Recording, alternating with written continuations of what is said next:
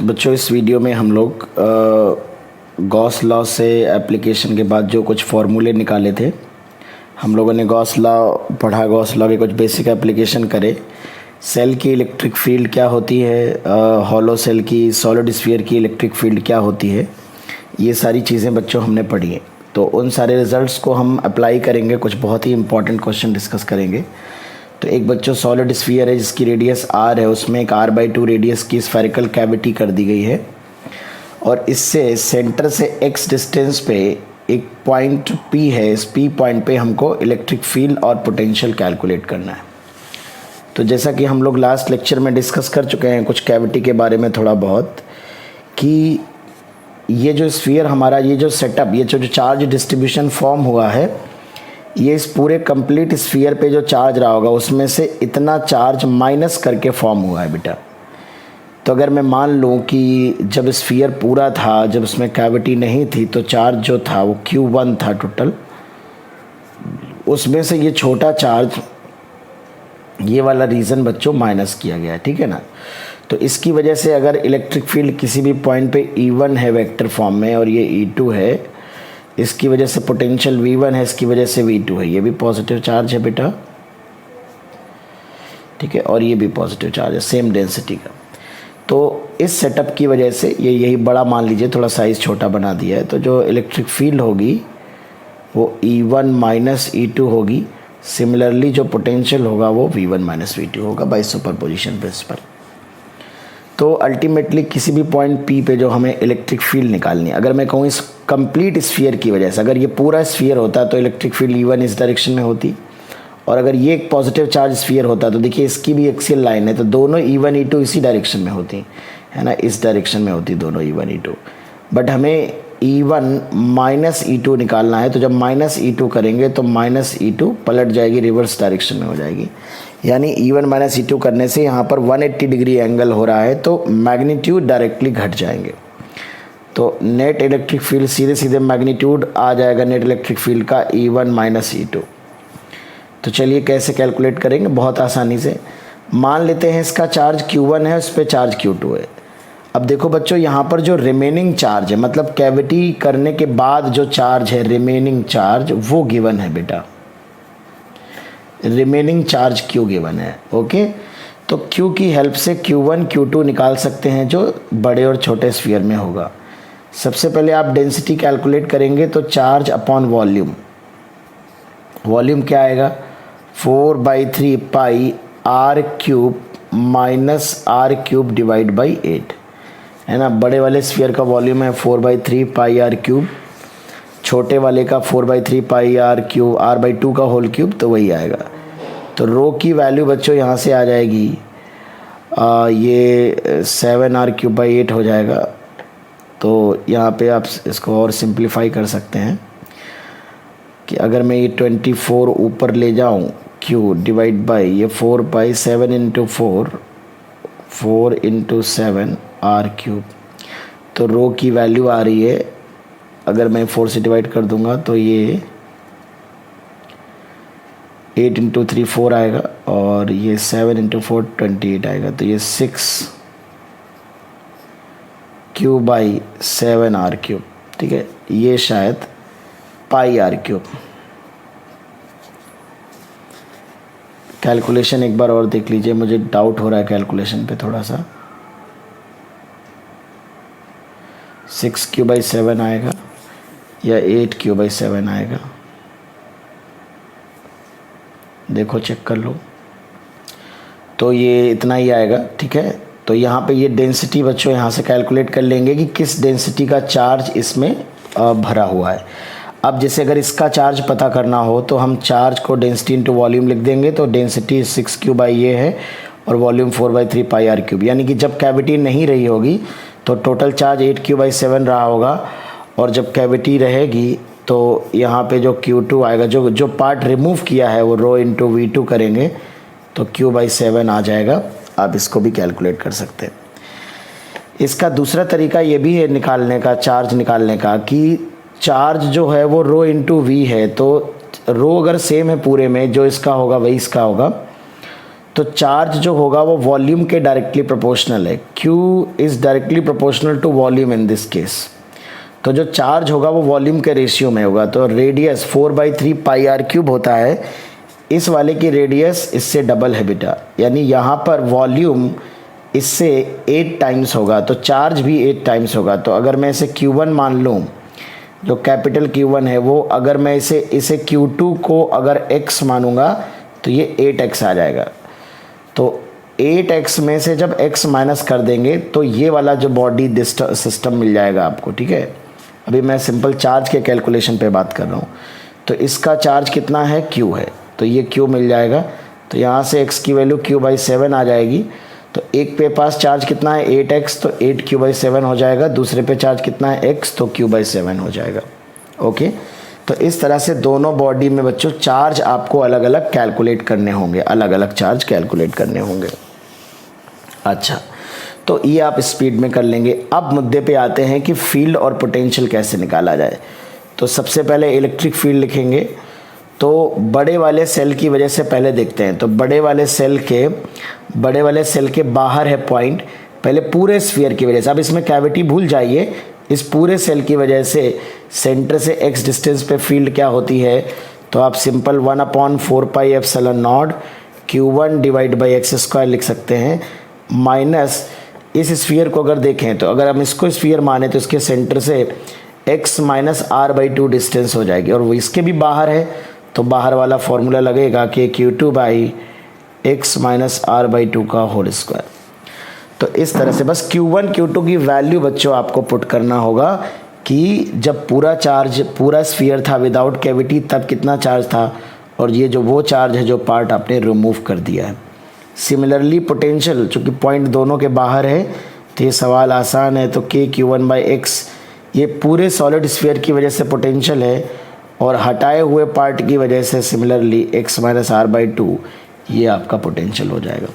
तो बस Q1 Q2 की वैल्यू अगर आप पुट कर दें रो के टर्म में या Q के टर्म में, Q/7 और 8 Q/7, Q1 8 Q/7 और Q2 Q/7, तो आप इसका फाइनल आंसर तक आप पहुंच जाएंगे, ठीक है। या फिर आप रो के टर्म में भी लिख सकते हैं। तो Q की वैल्यू रो के टर्म में अगर लिख देंगे तो रो के टर्म में भी आंसर आ जाएगा। ओके, तो कैविटी से रिलेटेड क्वेश्चन बनते हैं वो आपसे सॉल्व करने के लिए पूछे जा सकते हैं। तो एक प्रॉब्लम हम कैविटी का और लेंगे, क्योंकि कैविटी के क्वेश्चन अक्सर पूछे जाते हैं बेटा, this is very important part. तो एक प्रॉब्लम बच्चों ये ले लेते हैं। एक प्रॉब्लम देखें, find out potential at O' and O। एक सॉलिड स्फीयर है बड़ा सा r रेडियस का, उसमें r/3 रेडियस की एक कैविटी कर दी हमने स्फेरिकल, और हमको इस कैविटी के सेंटर पे O' पे पोटेंशियल बताना है कितना होता है, और O पे पोटेंशियल बताना है कितना होता है, ठीक है। बहुत ध्यान से इस क्वेश्चन को आप समझिए, बेहद इंपॉर्टेंट क्वेश्चन है, जेई में पूछा जा सकता है, एडवांस में भी, ठीक है। तो बड़ी सिंपल सी बात है कि हम किसी भी पॉइंट पे पोटेंशियल जब निकालेंगे तो बड़े स्फीयर की वजह से निकालेंगे 1 उसको मान लेते हैं, और उसी पॉइंट पे छोटे वाले स्फीयर जो रिमूव्ड पार्ट है उसकी वजह से निकालेंगे पोटेंशियल, ठीक है। सिमिलरली O' पे भी ऐसे निकालेंगे। तो O पे पहले निकाल लेते हैं। चूँकि यहाँ पर चार्ज डेंसिटी रो दी गई है, तो पहले हम एक पूरा स्फीयर मान लेते हैं रो चार्ज डेंसिटी का, फिर इसको हमने रो चार्ज डेंसिटी का स्फीयर कट करके माइनस कर दिया, ठीक है। या हम ये भी कह सकते हैं कि पूरा रो चार्ज डेंसिटी का स्फीयर था और इतना स्फीयर हमने ला के यहाँ पे सुपर इम्पोज कर दिया माइनस रो का, प्लस रो हटा दो या माइनस रो जोड़ दो, एक ही बात है, इतना रीज़न आपको चार्ज फ्री मिल जाएगा। तो मैं पॉजिटिव में से इतना पॉजिटिव हटा रहा हूँ, तो इसलिए मैं दोनों सरफेस पॉजिटिव पोटेंशियल मार रहा हूँ, इसलिए बीच में से माइनस साइन लगाया।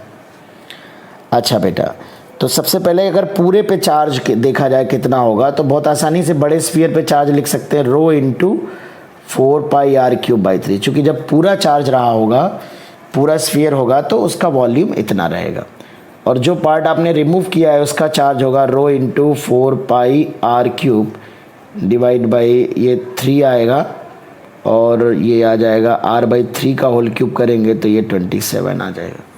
इस तरह से Q1 Q2 की वैल्यू आपको पुट करनी होगी, ठीक है। तो चलिए देखते हैं कि किस तरह से हम इसकी वैल्यू पुट करेंगे, ठीक है, किस तरह से कैलकुलेट करते हैं। तो सबसे पहले बच्चों आपको ये देखना है कि जिस पॉइंट पे आप पोटेंशियल निकाल रहे हैं, तो पहले आप बड़े की स्फीयर टू कंप्लीट स्फीयर की वजह से ओ पॉइंट पे लिखेंगे।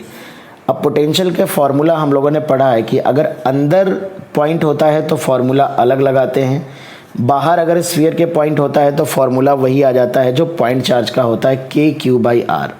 लेकिन अगर पॉइंट अंदर होता है सॉलिड स्फीयर के, तो जो हमने फॉर्मूला पढ़ा था वो K/Q divided by 2R³ bracket में 3R² माइनस स्मॉल r² होता है। ठीक है, तो अंदर का जो फॉर्मूला था वो अक्सर बच्चे भूल जाते हैं,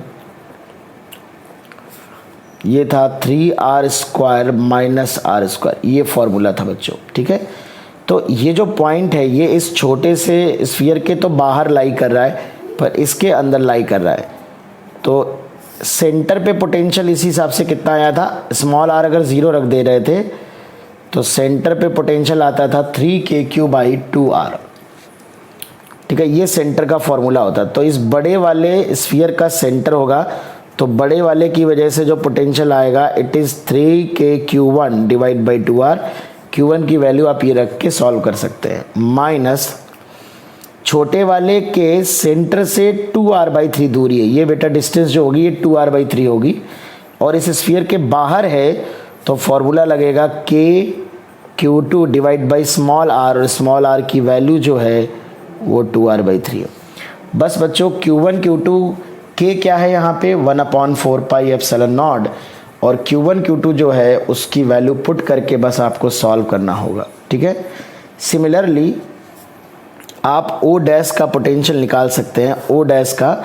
तो O' पे बड़े वाले के सेंटर से 2R/3 डिस्टेंस पे है, तो बड़े वाले की वजह से लिखेंगे तो KQ1 डिवाइड बाई 2R³, अंदर वाला फॉर्मूला लगाएंगे 3R² माइनस स्मॉल r², तो स्मॉल r की वैल्यू 2R/3 का होल स्क्वायर, माइनस छोटे वाले का सेंटर है तो छोटे वाले के लिए सेंटर वाला फॉर्मूला लगा देंगे, वो है 3/2 KQ2, और सेंटर पे है divide by R, radius of this sphere है ना, यहाँ रेडियस, तो इसकी रेडियस ही कितनी है R/3 है, तो R/3 वैल्यू पुट कर देंगे। तो इस तरह से आप सिंपल सुपरपोजिशन प्रिंसिपल अप्लाई करते हुए पूरे स्फीयर की वजह से पोटेंशियल माइनस रिमूव्ड पार्ट की वजह से, बस आपको ये ध्यान रखना है जिसकी वजह से आप लिख रहे हैं उस पर चार्ज कितना है, चार्ज निकालना होगा, और वो पॉइंट उसके अंदर है या बाहर है उसके अकॉर्डिंग कौन सा वाला फॉर्मूला लगाना है आपको, ये आपको देखना है, आपको ये बहुत ही इम्पॉर्टेंट बात है। अच्छा, कभी कभी कैविटी से रिलेटेड जो क्वेश्चन बनता है वो थोड़ा डिफरेंट बन जाता है, जिसमें हमें इस तरह के कैलकुलेशन की ज़रूरत नहीं होती। जैसे अगर मैं एक क्वेश्चन यहाँ पे बच्चों डिस्कस करूँ, तो अगर मान लो हमारे पास बच्चों एक ये स्फीयर है और उसमें एक कैविटी दी गई है हमको। ठीक है, ये सेंटर है, ये C1 है, और ये कैविटी का सेंटर है, और ये डिस्टेंस जो है वो A है, और पूरे में यूनिफॉर्मली चार्ज डिस्ट्रीब्यूटेड है। तो जैसा कि हम लास्ट वीडियोस में देख चुके हैं कि कैविटी के अंदर जो इलेक्ट्रिक फील्ड होती है वो कांस्टेंट होती है, यूनिफॉर्म होती है, ये बात मैं प्रूफ कर चुका हूँ, अच्छे से कह दिया था मैंने, याद कर लेना। कैविटी के अंदर जो इलेक्ट्रिक फील्ड होती है वो डायरेक्शन भी मैंने बताई थी, ρA डिवाइडेड बाई 3ε0 के बराबर होती है। वेरी इंपॉर्टेंट फॉर्मूला बच्चों। ओके, अब कभी कभी क्या होता है, जैसे मान लेते हैं बेटा कि हमें 2 पॉइंट दे दिए गए, एक पॉइंट है हमारे पास A, एक पॉइंट है हमारे पास B, जो कि इस वेक्टर से 60 डिग्री एंगल बना रहा है। ठीक है, और ये जो कैविटी की रेडियस है, कैविटी की जो रेडियस है ये स्मॉल r मान लेते हैं, और जो बड़े वाले स्फीयर की रेडियस है कैपिटल R। अब बच्चों अगर हमें मान लेते हैं VA माइनस VB पूछा गया, VA माइनस VB पूछा गया कि VA माइनस VB कितना होगा, तो इसका ये बिल्कुल मतलब नहीं है कि आप A और B का पोटेंशियल निकालें जैसे अभी हमने पिछले 2 क्वेश्चंस में निकाला फिर घटाएं ना। अगर डायरेक्टली डिफरेंस ही बताना है तो आपको पता है कि इस रीजन में अगर आप ध्यान से देख रहे हैं तो ऐसी इलेक्ट्रिक फील्ड है, A वेक्टर की डायरेक्शन में ही आपकी इलेक्ट्रिक फील्ड वेक्टर है, और जो 2 पॉइंट लाई कर रहे हैं बेटा A और B, उनके बीच में जो दूरी है वो 2r है डिस्प्लेसमेंट, और अगर मैं यहाँ से ध्यान से देखें तो ये एंगल 60 डिग्री आपका बन रहा है। और चूंकि ये यूनिफॉर्म इलेक्ट्रिक फील्ड होती है कैविटी के अंदर, आप सभी लोग जानते हैं कि इलेक्ट्रिक फील्ड जो होती है वो यूनिफॉर्म होती है। तो यूनिफॉर्म इलेक्ट्रिक फील्ड में बच्चों मैंने पढ़ाया है V2 minus V1 equal to minus E D cos theta, minus E D cos theta. तो V2 फाइनल पॉइंट का पोटेंशियल माइनस इनिशियल पॉइंट का पोटेंशियल। तो अगर मैं डिस्प्लेसमेंट को A से B की तरफ मान लूँ तो ये एंगल 60 डिग्री होगा, बिकॉज ये डिस्प्लेसमेंट वेक्टर होगा, ये इलेक्ट्रिक फील्ड वेक्टर होगा। तो B का पोटेंशियल माइनस A का potential, it is minus E D, D की वैल्यू 2r है cos 60। तो अगर मैं ये माइनस इधर ले आऊँ तो ये VA माइनस VB हो जाएगा। A की वैल्यू ये रो A divide by 3 epsilon not, ये 2r cos 60 की वैल्यू 1/2। तो ये कैंसिल आउट हो जाएगा। तो VA minus VB will come out to be, 2 से 2 काट दीजिए, rho AR divided by 3 epsilon naught. तो इस तरह से आप देख सकते हैं अप्लाइड क्वेश्चन आएगा। मतलब पोटेंशियल डिफरेंस आपसे पूछ सकता है कैविटी के अंदर किन्हीं भी 2 पॉइंट का। तो बच्चों ये बहुत ही सिंपल बात है, इसलिए मैं हमेशा कहता हूँ कि जितनी भी इलेक्ट्रो बच्चों हम आगे पढ़ने वाले हैं उसमें फॉर्मूले तो नए नए आपको मिलेंगे, उनकी प्रूविंग भी होगी, लेकिन इस तरह के जो अप्लाइड क्वेश्चन बनते हैं इनमें बेसिक्स पुराने वाले यूज़ होंगे, जो बेसिक्स में फील्ड और पोटेंशियल के आपको ऑलरेडी पढ़ा के आया हूँ। तो let us discuss one more problem बच्चों। एक प्रॉब्लम ये डिस्कस कर लेते हैं बच्चों। जैसे इस तरह का मैकेनिक्स बेस्ड क्वेश्चन भी आप एक्सपेक्ट कर सकते हो। मैं एक सिंपल आपको एक क्वेश्चन करके दिखा रहा हूँ, एक बहुत ही इंपॉर्टेंट क्वेश्चन है। आप चाहो तो पहले खुद से ट्राई कर सकते हो, जितने भी प्रॉब्लम मैंने डिस्कस किए हैं आप खुद से ट्राई कर सकते हो, फिर मेरा सोल्यूशन आप देख सकते हो। तो ये एक सॉलिड स्फीयर है बच्चों, और इस सॉलिड स्फीयर यूनिफॉर्मली चार्ज है, इस r रेडियस का है, r/2 रेडियस की स्फेरिकल कैविटी रिमूव की है, और एक पार्टिकल है, स्मॉल पार्टिकल, जिसका चार्ज +q है, यहाँ पे लिख रखा है, मास m है। कोई भी ग्रेविटेशनल इंटरैक्शन कंसीडर नहीं करना है, केवल इलेक्ट्रोस्टैटिक फोर्सेस कंसीडर करने हैं। तो अगर मैं कह रहा हूँ कि इस चार्ज पार्टिकल को हमने यहाँ से रेस्ट से रिलीज़ किया है O पॉइंट से, तो आपको इस पॉइंट तक ये चार्ज पार्टिकल इस कैविटी के इस पॉइंट पे कितनी देर बाद पहुँचेगा अगर रेस्ट से रिलीज़ किया जाए, ठीक है। तो अगर मैं कह दूँ if +q is released from rest, ठीक है, released from rest, find out time after which it will collide to the surface of cavity at A। ठीक है बेटा। तो अगर आप देखें बहुत ही सिंपल बात है, इसका सेंटर ये है, कैविटी का सेंटर ये है, तो दोनों के बीच की डिस्टेंस सेंटर ऑफ स्फीयर से सेंटर ऑफ कैविटी, तो यहाँ पे मैं कह सकता हूँ कि जो इलेक्ट्रिक फील्ड की वैल्यू होती है वो रो A divide by 3 epsilon not होती है। तो A की वैल्यू बच्चों r/2 है यहाँ पे, डिवाइड बाई 3 एप्सिलॉन नॉट, तो रो R divide by 6 epsilon not हो जाएगी इलेक्ट्रिक फील्ड। और चूंकि ये इलेक्ट्रिक फील्ड कांस्टेंट होती है बच्चों, आप सब लोग जानते हैं कि ये इलेक्ट्रिक फील्ड कांस्टेंट होती है, और ये फील्ड अगर मैं कैविटी सिर्फ बना लूँ यहाँ पे, तो यहाँ जब भी चार्ज आपने जहाँ छोड़ा तो जो फोर्स लगेगा वो Q इंटू E लगेगा, है ना, क्योंकि कूलम्स लॉ तो एप्लीकेबल होगा नहीं। तो चार्ज पे फोर्स कैसे निकालेंगे, चार्ज इंटू इलेक्ट्रिक फील्ड, और इलेक्ट्रिक फील्ड कांस्टेंट है तो फोर्स कांस्टेंट हो जाएगा, तो Q इंटू E, तो रो RQ divided by 6 epsilon not, ये फोर्स लगेगा बेटा। तो इस फोर्स की वजह से ये चार्ज पार्टिकल इधर की तरफ मूव करेगा, तो इसका एक्सेलरेशन जो होगा वो हम निकाल सकते हैं फोर्स अपॉन मास, तो रो RQ divide by 6m epsilon not. इस तरह से बच्चों आप एक्सेलरेशन निकाल सकते हैं। आप देख सकते हैं कि इस मोशन में एक्सेलरेशन भी कांस्टेंट आएगा, ठीक है। तो अगर एक्सेलरेशन कांस्टेंट आएगा तो यहाँ पे काइनेमेटिक्स में लगा सकता हूँ S equal to ut plus half AT², और S की वैल्यू जो आएगी वो यहाँ से लेके यहाँ तक रेडियस के बराबर आएगी, u 0 है, 1/2 एक्सेलरेशन जो आ रहा है it is rho RQ divide by 6m epsilon naught into T square. तो यहाँ से बच्चों आप टाइम कैलकुलेट कर सकते हैं जिसकी वैल्यू आएगी under root 12 mr epsilon naught divide by rho R Q. तो आप देख सकते हैं आर पे टाइम डिपेंड नहीं कर रहा है, तो this time does not depend on R. ठीक है, तो आप देख सकते हैं ये टाइम आ रहा है 12 m epsilon naught divide by row Q. तो कितना अच्छा ऑब्जेक्टिव क्वेश्चन इसमें बन सकता है। इसमें आपसे सवाल ना सॉल्व करा के ये पूछ सकता था कि अगर हम इस चार्ज को यहाँ से यहाँ छोड़ेंगे तो बताइए अगर इस स्फीयर की रेडियस को बढ़ा दिया जाए तो उस टाइम पे क्या फ़र्क पड़ेगा। तो जैसा कि आप देख सकते हैं कि जो टाइम आ रहा है कोलिजन का, this time is independent of value of capital R, मतलब स्फीयर की रेडियस पे डिपेंड नहीं कर रहा है क्योंकि एक्सेलरेशन भी आर के प्रोपोर्शनल है और डिस्प्लेसमेंट में भी आर है, तो इसलिए आर से आर कैंसिल आउट हो जा रहा है। ठीक है, तो ये आसानी से इस पर बढ़िया सा सवाल आपको मैकेनिक्स में बन सकता है। और मैकेनिक्स एक ऐसा टॉपिक है बेटा जिसे कहीं पर भी यूज़ किया जा सकता है। यहाँ पर मैं स्प्रिंग का क्वेश्चन बना सकता हूँ, SHM का सवाल बन सकता है, कोई भी प्रॉब्लम बन सकता है। तो जैसे जैसे आप लोग प्रैक्टिस करते जाएंगे आगे, वैसे वैसे कहानी आपको अच्छे से दिखाई पड़ने लगेगी। तो ओके बच्चों, नेक्स्ट वीडियो में हम लोग गॉस लॉ के कुछ और इम्पॉर्टेंट एप्लीकेशंस डिस्कस करेंगे, जैसे कि लाइन चार्ज है, प्लेन शीट है, कंडक्टिंग प्लेट है, वगैरह वगैरह, सिलेंड्रिकल सेल है, इसकी बात करेंगे। ठीक है बच्चों, ओके।